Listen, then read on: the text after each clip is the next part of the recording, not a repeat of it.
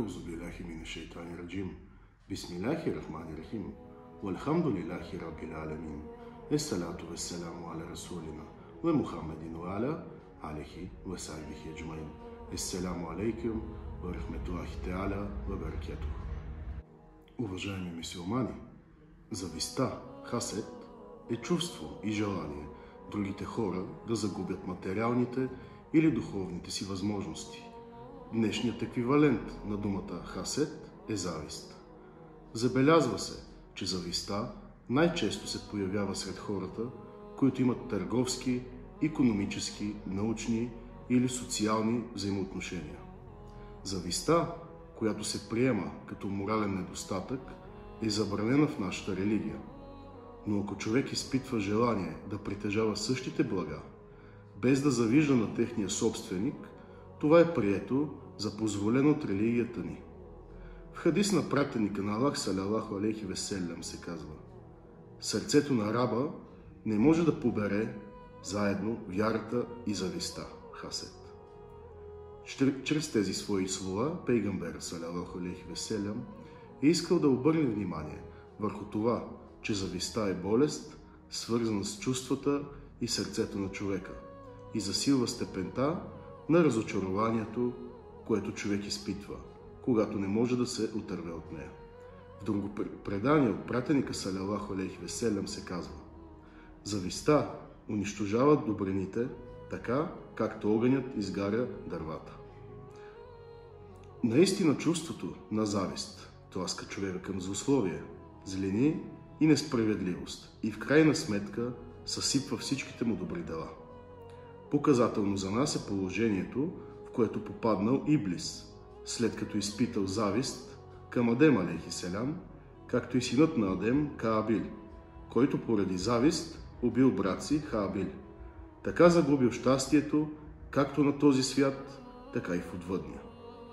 Скъпи вярващи, заедно с това, че завистта е болест, която замърсява духовния свят на човека и му нанася редица вреди, тя е една от най-важните причини, които унищожават щастието на човека и го принуждават да живее в постоянна скръб. Тъгата, която се поражда у завиждащия заради това, че не притежава нещо и че не може да го отнеме от другите, се превръща в причина, поради която той не може да изпитва радост от благата, с които Аллах Теаля го е дарил. Щетите на завистта не се ограничават само с онзи, който я изпитва, но оказват влияние върху обществото, в което той живее.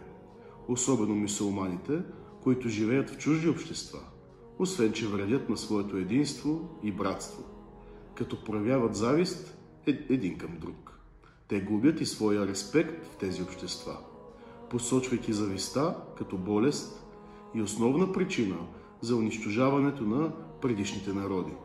Пратеника на Аллах салалаху алейхи веселям е обърнал нашето внимание към социалните щети, които тя нанася на обществото. Уважаеми братя, какво трябва да направи човек, за да се отърве от тези лоши желания и амбиции? Може би на първо място трябва да погледне към всичко и към всеки с милост и състрадание.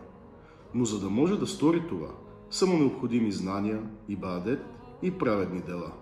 С други думи, ако човек подреди мислите и поведението си според изискванията на религията и разума и успее искрено да порицае себе си заради чувството си на завист, ще успее да изчисти душата си от тази болест. Искам да завърша това хутбе със следната дуа, от която всемогъщия Аллах ни учи в сура Ел-Фелек. Кажи, о Мухамед, опазил ме Господаря на разсъмването от злото на онова, което е сътворил, и от злото на тъмнината, когато настъпи, и от злото на духащи по възлите, демек магьосници, и от злото на завистник, когато завиди. Мухтарем джемаат, пожелавам ви един щастлив и благословен петък. Ессаламу алейкум ва рахметуллахи теаля ва баракатух.